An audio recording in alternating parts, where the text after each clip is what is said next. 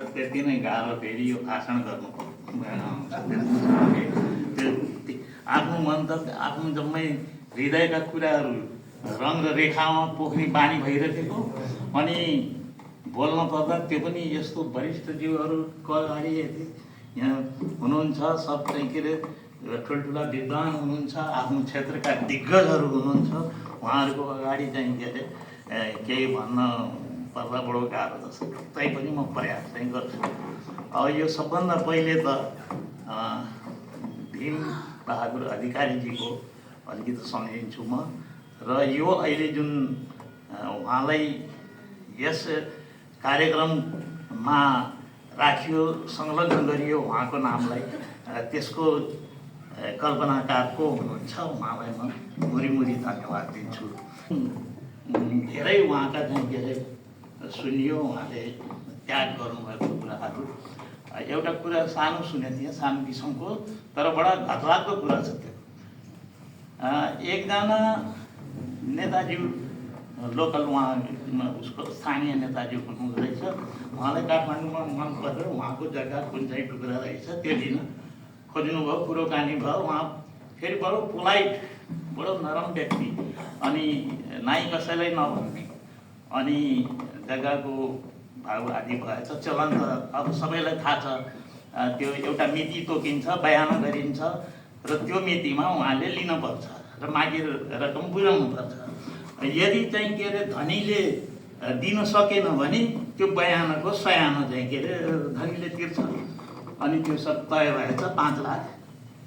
अब यो कैयौँ वर्ष पहिलेको कुरो हो अवश्य पनि 5 लाखको ठुलो मूल्य थियो होला। 5 लाख चाहिँ के अरे दिएछन् र ल हुन्छ म पक्का यो मिति अब 1.5 महिना 2 महिना 3 महिना कतिको थियो त्यसमा लिन्छु भनेर संयोगले के भएछ भने त्यो मिति पनि आउन लाग्यो अनि उहाँले त्यो लिएको मान्छेले के अरे दिने मान्छेले जग्गा लिएको मान्छेले फोन गरेर भनेछ हजुर मैले त सकिनँ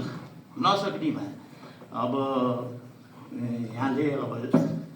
राख्नु अब त्यो 5 लाख। तर उहाँ चाहिँ के अरे भोलिपल्ट 5 लाख निकालेर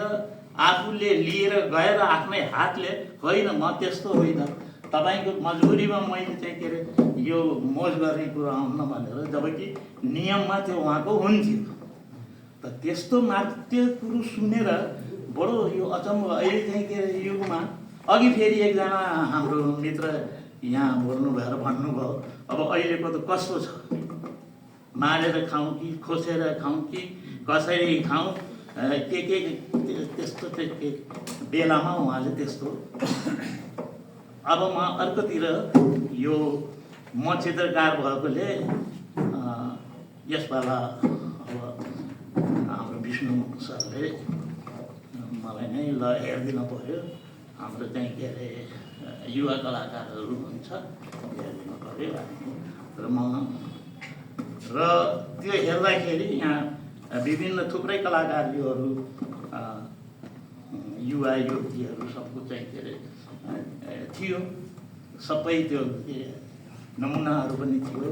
उहाँको कामहरू गरेको अनि बायोडाटा आदि सबै अध्ययन गर्दाखेरि सब एक सहायक। अब कुनलाई छोड्ने कुनलाई राख्ने त यो बडो आदत किनकि अब त्यो जुन पाउनु भएको छैन नि हो तिनीहरू अयोग्य भएर होइन एकदम योग्य हुनुहुन्छ उहाँहरू पनि। तर पुरस्कार एउटा छ चित्रकला अब त्यो चाहिँ नै छ एकदम दिनै पर्ने छ। त्यसो हुनाले घोर अध्ययन गरेर केही 1-2टा टपिक केही 1-2टा चाहिँ कुरामा एकजना युवा मित्रलाई दिन पर्ने बाध्यता भयो हामीले र उहाँ चाहिँ के अरे यस पुरस्कारको ग्रहण गर्ने अधिकारी हुनुभयो। त त्यसको लागि उहाँलाई सुरेन्द्र साथी हो उहाँको नाम।